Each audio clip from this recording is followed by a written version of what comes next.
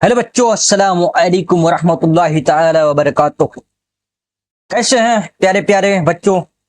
उम्मीद करता हूं आप लोग खैर वाफियत से। तो हमारे प्यारे बच्चों, आज हम लोग क्लास 11 उर्दू का चैप्टर नंबर 1 स्टार्ट कर रहा हूं। चैप्टर नंबर 1 से स्टार्ट कर रहा हूं, जिसका नाम है हिंदू और मुसलमान एक कौम है, और इसका मुसन्निफ है सर सैयद अहमद खान। कौन है? तो सर सैयद अहमद खान। बच्चों, आज हम लोग क्लास 11 का सिर्फ बुक रीडिंग करेंगे, और जो बाकी जो नेक्स्ट लेक्चर होगा उसमें हम लोग सब्जेक्टिव और ऑब्जेक्टिव सवाल और जवाब। तो आज हम लोग सिर्फ बुक रीडिंग करने वाले हैं, तो समझ गए होंगे। तो साथियों, वीडियो को एंड तक जरूर देखना, और वीडियो को लाइक, कमेंट और शेयर जरूर करो, और चैनल को सब्सक्राइब जरूर करना। स्टार्ट करने से पहले कुछ यूं लाइन है कि जीतने वाले कुछ अलग नहीं करते, बस हार से डरते नहीं। जीतने वाले कुछ अलग नहीं करते, बस हार से डरते नहीं। जो लोग खुद पर विश्वास रखते हैं वही अक्सर इतिहास लिख जाते। तो स्टार्ट करता हूं। हम लोग सबसे पहले बुक रीडिंग स्टार्ट करना चालू करता हूं।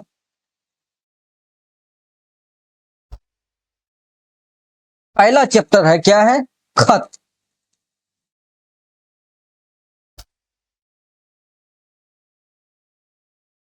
है चैप्टर हमारा खुतबा। खत नहीं, खुतबा है।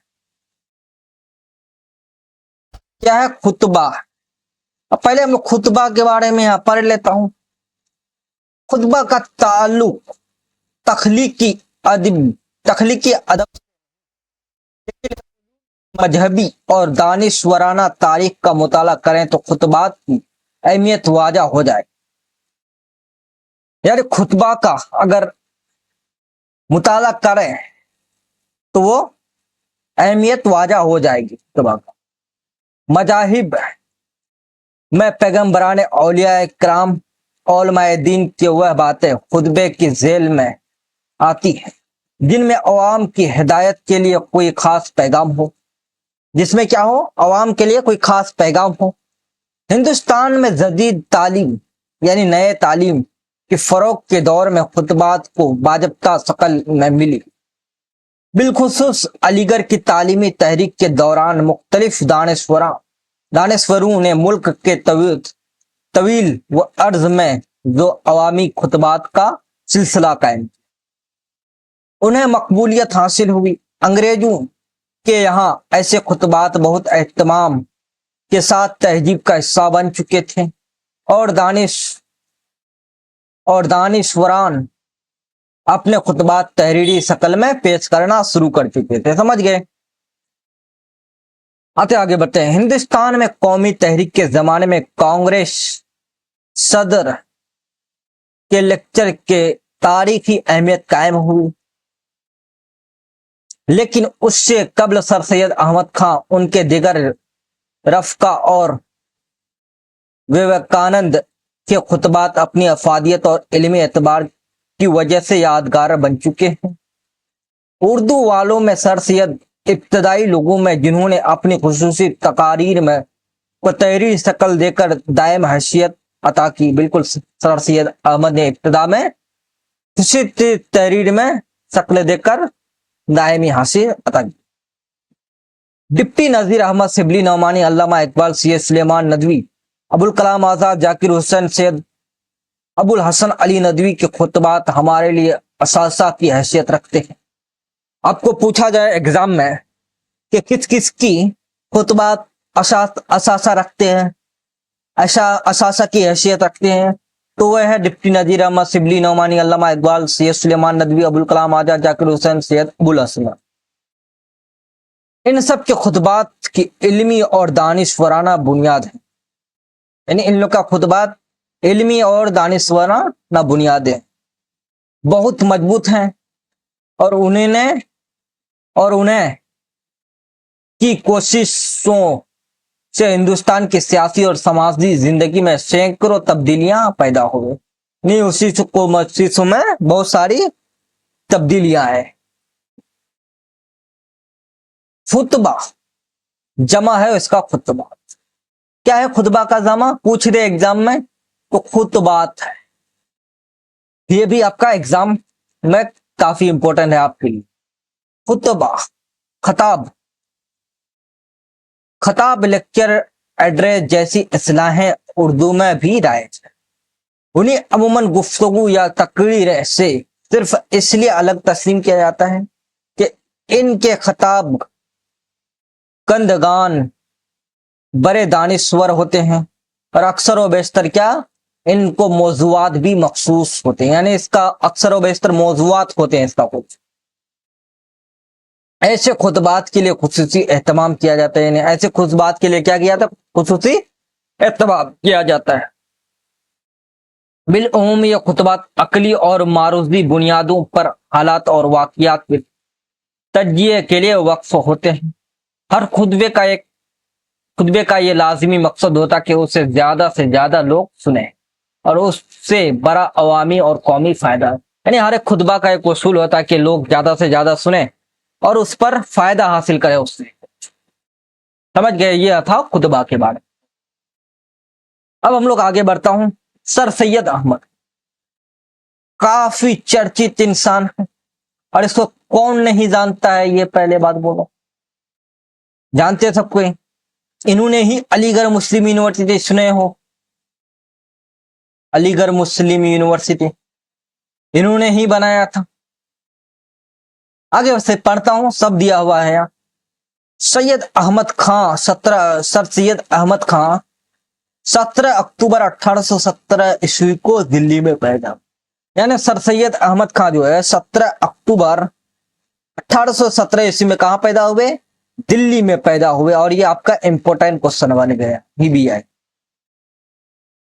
ان کے والد کا نام میر متقی اور دادا کا نام سید ہادی تھا. یعنی سر سید کے والد کا نام، پتا جی کا نام، فادر کا نام کیا تھا؟ میر متقی. اور اس کے دادا کا نام کیا تھا؟ سید ہادی. ان کے اسلاف شاہجہاں کے زمانے میں ہندوستان آئے. ان کے خاندان جو ہے، اس کے اسلاف جو تھے سر سید کے، وہ شاہجہاں کے زمانے میں ہی ہندوستان آئے اور مختلف بڑے عہدوں پر فائز، یعنی بڑے بڑے پوسٹوں پر وہ فائز ہوئے. یہ گھرانہ جد معز، یہ گھرانہ بے حد معزز اور مذہبی تھا. یعنی یہ گھرانہ کیا تھا؟ تعلیم یافتہ تھا، مذہبی تھا، اپنے دین کے پرتی لگاؤ تھا. آگے بڑھتا ہوں. سید احمد خان کی ابتدائی تعلیم ان کی ماں عزیز النساء کے ذریعے ہو. یعنی اس کی ماں جو ہے، جس کا نام عزیز النساء ہے بیگم، یہ کافی امپورٹنٹ ہے، یہ پوچھا جا سکتا ہے. ان کے پاس ہی اس کی ابتدائی تعلیم ہوئی تھی. سر سید احمد خان، یہ بھی آپ کو پوچھا جائے کہ سر سید کی ابتدائی تعلیم کہاں ہوئی، تو اس کے ماں کے پاس، ماں کا نام عزیز النساء بیگم کے ذریعے ہو، جنہوں نے قرآن کریم چند پارے اور اردو کی ابتدائی کتابیں پڑھائیں. یعنی قرآن کریم کی چند پارے پڑھائے اور اردو کی ابتدائی کتابیں پڑھائیں. انہوں نے بیٹے کی تربیت بھی بہت خوش اسلوبی سے کی، کیونکہ سید احمد خان کا بچپن اپنی نانیہال میں گزارا تھا. یعنی وہ اپنا سید احمد خان وہ اپنا بچپن کہاں گزارا تھا؟ نانیہال. لہٰذا ان کی ذہنی تربیت میں ان کے نانا خواجہ فرید الدین کا بھی بڑا ہاتھ رہا. کون تھا اس کا نانا کا نام؟ بابا فرید الدین. خواجہ فرید الدین کا بھی ہاتھ تھا. یعنی اس کے نانا کا نام کیا ہے سر سید احمد خان کا؟ تو وہ خواجہ فرید الدین. سر سید نے مشہور عالم دین مولانا حمید الدین اور دیگر اساتذہ سے قصب فیض کرتے ہوئے عربی، فارسی، طب اور ریاضی کی تعلیم حاصل. یعنی عربی، فارسی وغیرہ کی تعلیم جو حاصل کی کس کے بعد؟ مولانا حمید الدین کے پاس انہوں نے حاصل. آپ کو پوچھا جا سکتا ہے کہ عربی اور فارسی اور ریاضی کی تعلیم کس سے حاصل کی؟ تو وہ ہے مولانا حمید الدین کے پاس حاصل. آگے بڑھتا ہوں. 1836 عیسوی میں 19 برس کی عمر میں سید احمد خان کی شادی پارسا بیگم سے، یعنی 1836 عیسوی میں اس کی شادی ہوئی. کس کا؟ سر سید احمد کا. اور کتنے عمر میں؟ تو 19 برس ماتر کا تھا تب شادی ہوا. اور کس سے ہوا؟ کس سے ہوئی؟ تو وہ ہے پارسا بیگم سے ہوئی. یہ بھی آپ کا کافی امپورٹنٹ ہے. اپنے والد کے وفات کے بعد 1838 عیسوی میں ईस्ट इंडिया कंपनी में आरजी सर रिश्तेदार मुकर्रर हो, यानी उसके पिताजी के इंतकाल होने के बाद, वफात होने के बाद वो ईस्ट इंडिया कंपनी में आरजी रिश्तेदार पर मुकर्रर हुए। 1841 ईस्वी में उन्होंने मुंसफी का इम्तिहान पास। आपको पूछा जा सकता है यहाँ कि 1800 मुंसफी का एग्जाम कब पास किया सर सैयद अहमद खान ने, तो 1841 ईस्वी। और मैनपुरी में बेतौरे मुसन्निफ उनका तकर्रुर हुआ, वहां से उनका तबादला फतेहपुर सिकरी और बाद में दिल्ली, यानी वहां से उसका तबादला हो गया, फिर फतेहपुर सिकरी, फिर उसके बाद दिल्ली। 1842 ईस्वी बहादुर शाह ने जवादुल अलदौला आरिफ जंग के खिताब से नवाजा, यानी जवादुद्दौला के खिताब से नवाजा था। किसको? सर सैयद अहमद खान को। किसने? तो वो बहादुर शाह जफर ने नवाजा था, खिताब से नवाजा था। 1855 ईस्वी में सदर अमीन की हैसियत से बखबर हुए, यानी उस 1855 में सदर अमन की हैसियत से बखबर।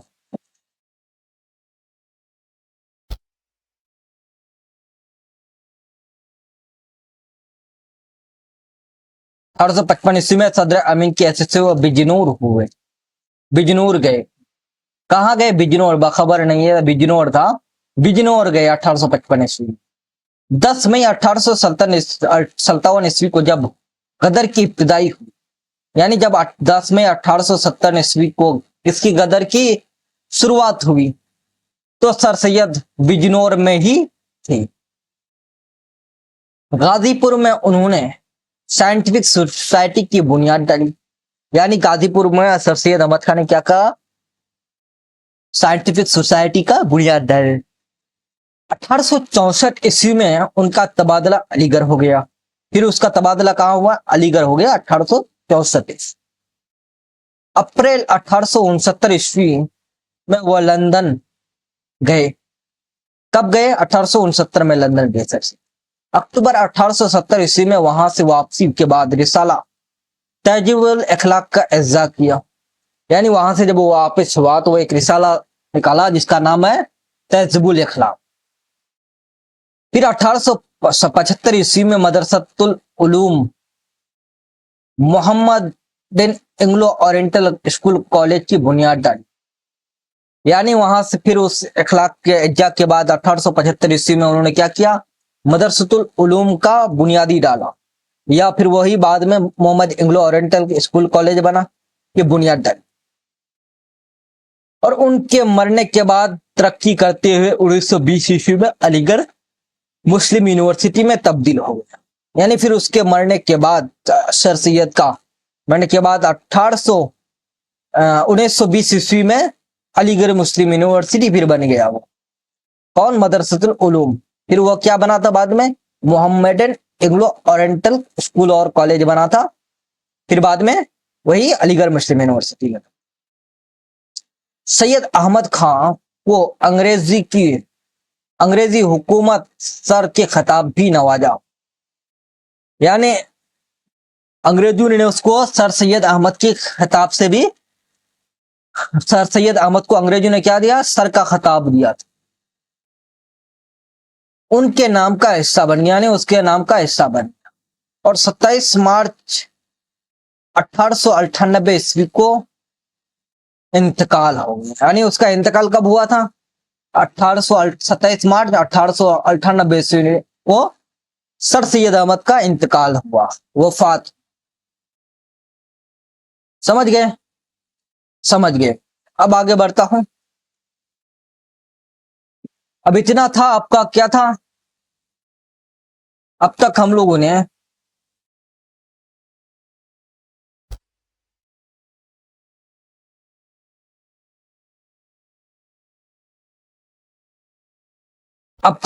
ने सबसे पहले खुतबा के बारे में पढ़ा, खुतबा। उसके बाद किसके बारे में पढ़ा? मुसन्निफ के बारे में। इस चैप्टर के मुसन्निफ के बारे में भी पढ़ा, खुतबा के बारे में। तो ये दो कंप्लीट हो गए। अब हम लोग आगे बढ़ता हूं, जो चैप्टर है आपका उसके बारे में। دیکھو یہاں جو بھی پوائنٹ بتایا سب ایگزام پوائنٹ آف ویو سے ہے، اور میں اگلے لیکچر جب ہوگا ہمارا وہاں بھی بتا دوں گا کمپلیٹ کیسے کیسے سوال پوچھا جائے گا. اتنا ٹینشن نہیں، آپ لوگ تو اسکول میں ایگزام ہوگا اس لیے نالج کے لیے پڑھنا ضروری ہے. آگے بڑھتا ہوں. اوہو ابھی باقی ہے یار. سر سید نے 1 منٹ. سر سید نے اپنی تعلیم اور اصلاحی کاموں کے ساتھ تصنیف و تالیف میں بھی خصوصی دلچسپی لی، اور یہ آگے ہی ہونا تھا شاید، کوئی بات نہیں، آگے یا پیچھے جو بھی ہو.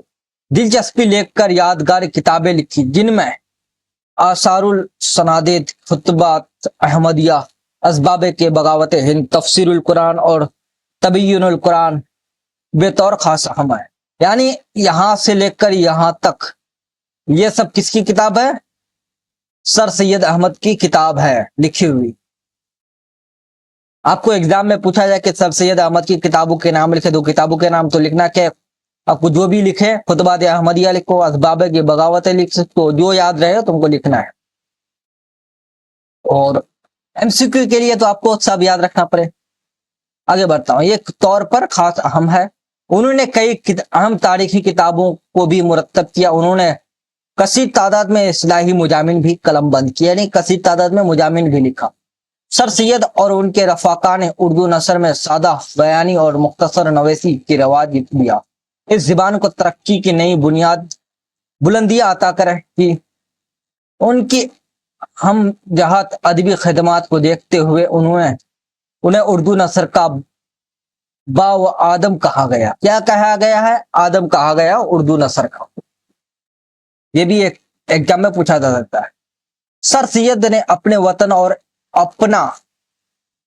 سر سید نے اپنے وطن اور ابنائے وطن بالخصوص مسلمانوں کے لیے بڑی قربانیاں دی. مسلمانوں کو غدر کے صدمے کو بھلا کر جدید تعلیم کی جانب راغب کیا. وہ ایک بڑے مصلح اور بڑے ادیب کی حیثیت سے ہمیشہ یاد رکھتے. یہ تھا آپ کا سر سید احمد کے بارے میں. کمپلیٹ ہو گیا یہاں تک، کمپلیٹ سر سید احمد کے بارے. اب ہم لوگ کیا پڑھیں گے؟ چیپٹر جو ہے آپ کا اس کے بارے میں پڑھنے والا ہوں. چیپٹر 1 کیا ہے؟ ہندو اور مسلمان ایک قوم ہے. ہندو اور مسلمان ایک قوم ہے. ایک قوم ہے، یہی چیپٹر ہے آپ کا. ہم لوگ اسی کو پڑھنے جا رہا ہوں. اب آگے بڑھتا ہوں. یہی چیپٹر ہے.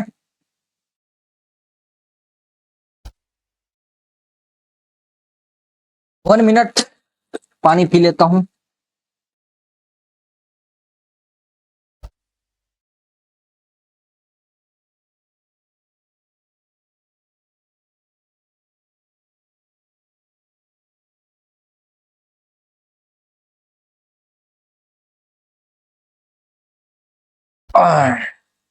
تو یہی چیپٹر ہے، ہندو اور مسلمان ایک قوم ہے.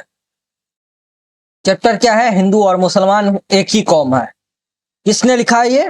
تو سر سید نے لکھا تھا. اے میرے دوستو، کیا کہہ رہا سر سید نے؟ اے میرے دوستو، تمہارے ملک ہندوستان میں 2 قومیں آباد ہیں. یعنی تمہارے ملک ہندوستان میں، انڈیا میں، بھارت میں کتنے قومیں ہیں؟ 2 قومیں آباد ہیں، جس کی تعداد ہیں زیادہ، جو ہندو اور مسلمان کے نام سے مشہور ہے. کہہ رہا کہ تمہارے ملک ہندوستان میں 2 قوم ہے، جس کا نام ہندو اور مسلمان نام سے مشہور ہے.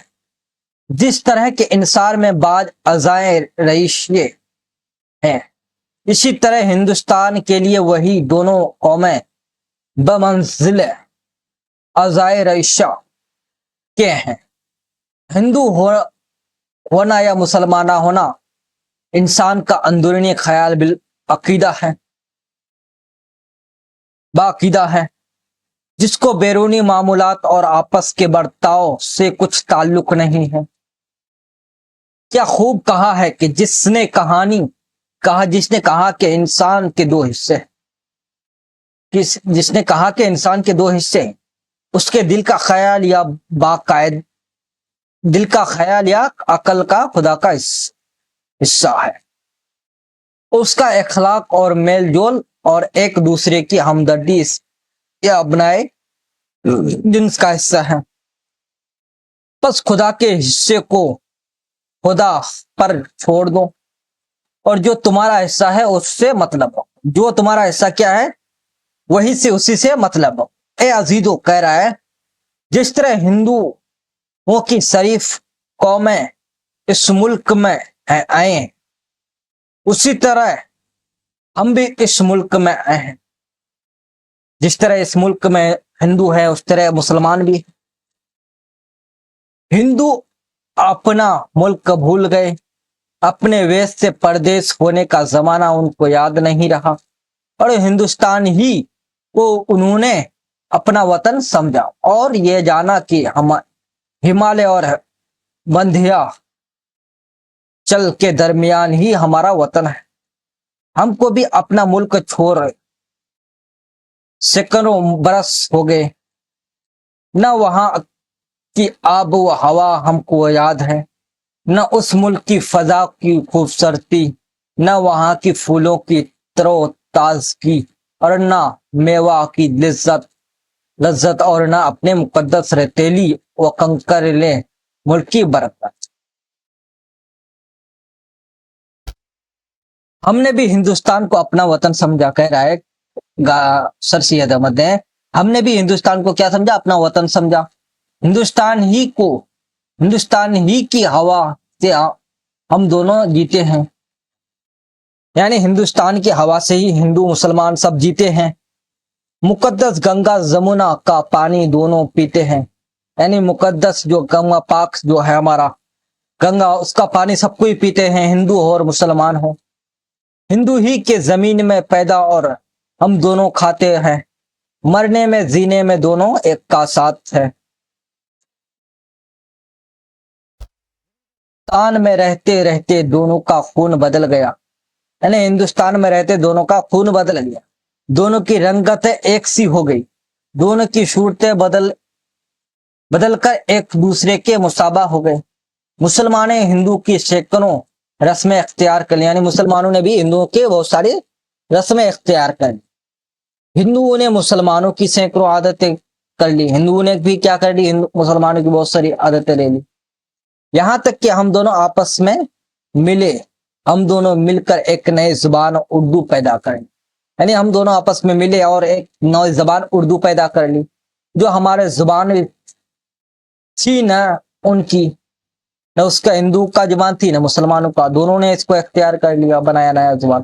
بس اگر ہم اس حصے سے جو ہم دونوں میں خدا کا حصہ ہے قطع نظر کرے تو در حقیقت ہندوستان میں ہی ہم دونوں بے اعتبار اہل وطن ہونے کے ایک قوم ہیں، اور ہم دونوں کی اتفاق اور باہمی ہمدردی اور آپس کی محبت سے ملک کی اور ہم دونوں کی ترقی و بہبری ممکن ہے، یعنی دونوں کی ترقی مل جل کے رہو گے تو، محبت سے رہو گے تو ترقی ہوگا دیش کی، اور آپس کی نفاق اور جد و عداوت اور دوسرے کی بدخواہی سے ہم دونوں کی برباد ہونے والے ہیں، یعنی ایک دوسرے سے لڑ کے کوئی فائدہ نہیں ہے، دونوں کو ہی نقصان ہے اس میں۔ افسوس ہے ان لوگوں پر جو اس نقطے کو نہیں سمجھتے ہیں، افسوس ہے، کہہ رہا ہے کہ ان لوگوں پر جو اس کو نہیں سمجھتے اور آپس میں ان دونوں قوموں کے تفرقہ ڈالنے کی خیالات پیدا کر دیا، یعنی افسوس ہے ان لوگوں پر جو بیچ میں لڑانے کی کام کرتے ہیں دونوں قوم کو، یہ نہیں سمجھ کے اس مسرت اور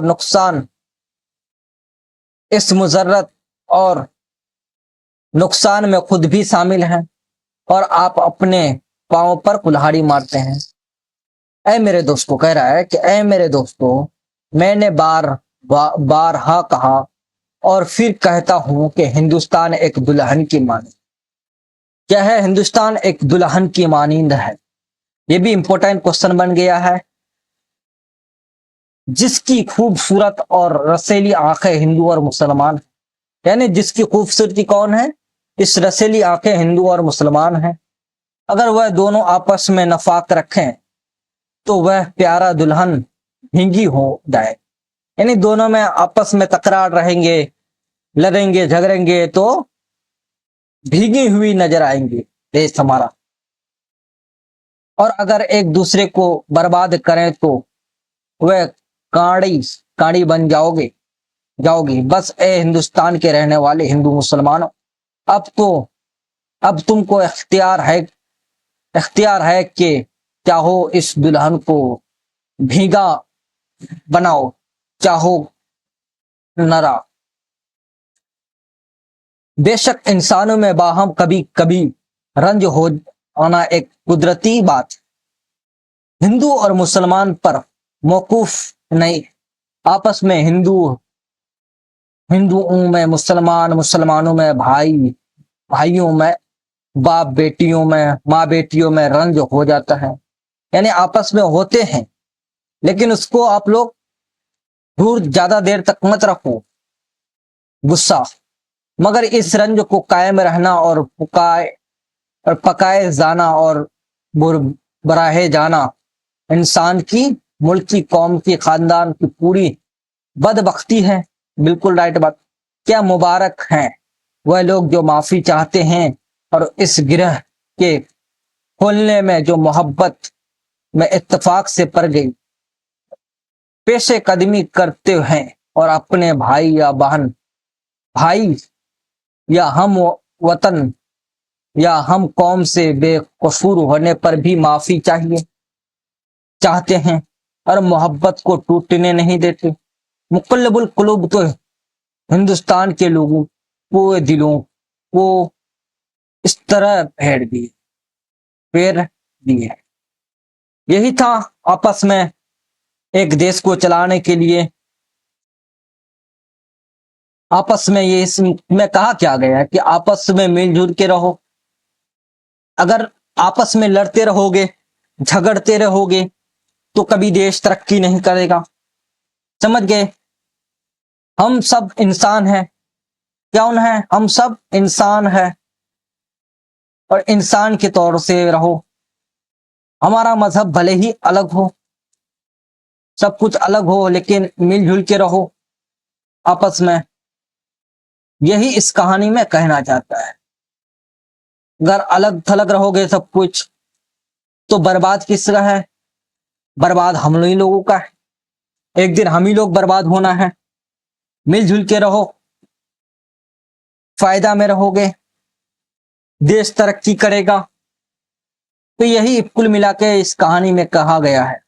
اور اس لیکچر کو کب لکھا گیا ہے, کب کہا گیا ہے؟ تو وہ 27 جنوری 1838 عیسوی کو پٹنہ میں دیا گیا لیکچر ہے. یہ لیکچر ہے کہاں دیا گیا تھا؟ تو یہ پٹنہ میں دیا گیا تھا 27 جنوری 1883 عیسوی میں دیا گیا. یہ بھی امپورٹنٹ کوشچن ہو گیا آپ کے لیے بھی دیا ہے. سمجھ گئے؟ تو کافی امپورٹنٹ تھا یہ آپ کے لیے اور ہمارے لیے. اس چیپٹر ہندو مسلمان ایک قوم ہے, ایک ساتھ مل جل کر رہو, آپس میں رہو, لڑ جھگڑ کر کوئی فائدہ نہیں ہے. اپنا کھاؤ پیو, دیش کے لیے سوچو. اب آگے بڑھتا ہوں ساتھیوں. یہ ہے کچھ لفظ و معنی. لفظ و معنی یعنی شبد ارتھ ہے, ورڈ میننگ جو ہے انگلش میں. عضو جسم کا حصہ ہے. اعضائے رشہ جسم کے اہم حصے جیسے دماغ, دل, جگر وغیرہ. یہ ورڈ آپ لوگ کئی بار پڑھ لیے بک میں. بمنزلہ بطور عقیدہ مذہبی اصول کو ماننا. باعقیدہ عقیدے کے ساتھ ابناء جنس ایک ہی جنس کے ہم جنس. مقدس پاک احترام مشابہ ملتا جلتا.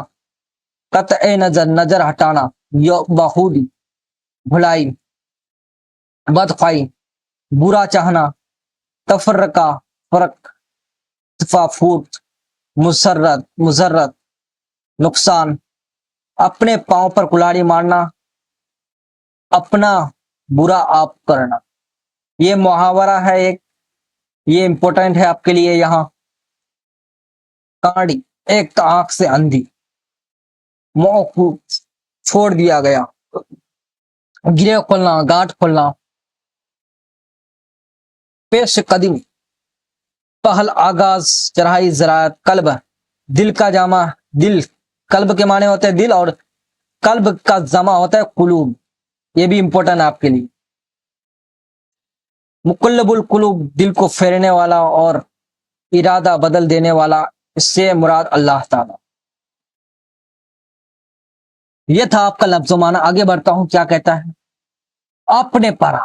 اس نے ہم لوگوں نے پڑھا اس چیپٹر میں کیا ہندو ہونے یا مسلمان ہونے کا عقیدے سے ہے. کیا پڑھے؟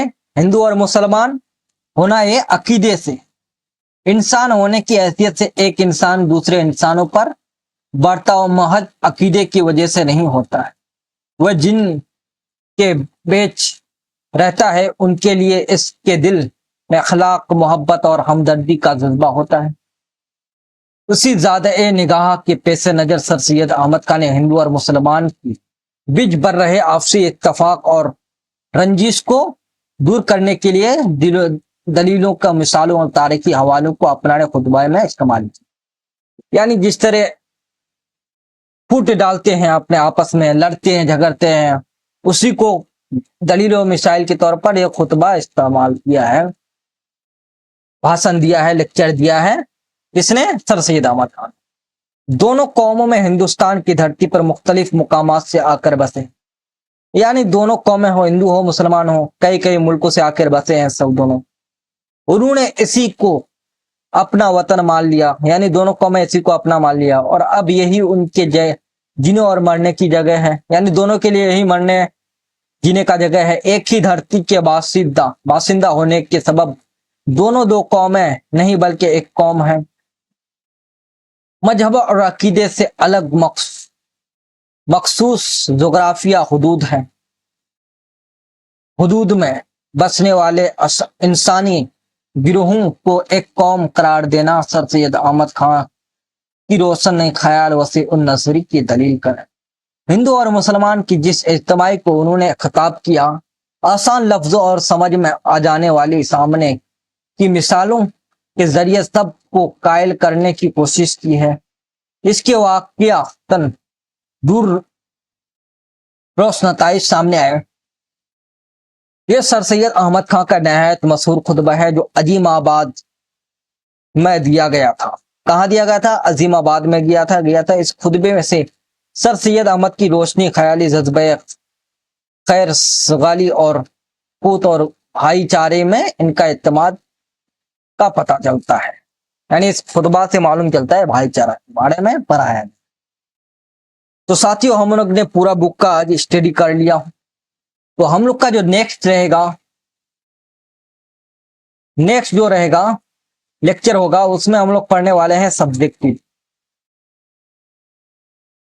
سوال جواب ہوگا. اس کے بعد آبجیکٹیو یعنی ایم سی کیو سوال جواب. جو بھی 25-30 ایم سی کیو ہوگا وہ بھی سولو دیکھیں گے.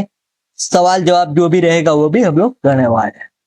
تو آج کا ہم لوگ کا یہ بک ریڈنگ جو بھی سمجھ میں آیا ہو نہ آیا ہو سمجھ میں تو ضرور آئے گا. بہت آسان چیپٹر ہے اور آپ کو یوٹیوب میں بہت سارے کم لیکچر ملیں گے. اس لیے میں سوچا کہ میں ہی پڑھا دوں بچوں کو فری میں. فری آف کاسٹ رہے گا. یہ آپ کو نوٹس بھی فری میں مل جائے گا. آپ لوگ کو ٹینشن نہیں لینے کا ایگزام کے لیے ہیلپ کے لیے. اور ایگزام مل جائے گا بابو ٹیلی گرام چینل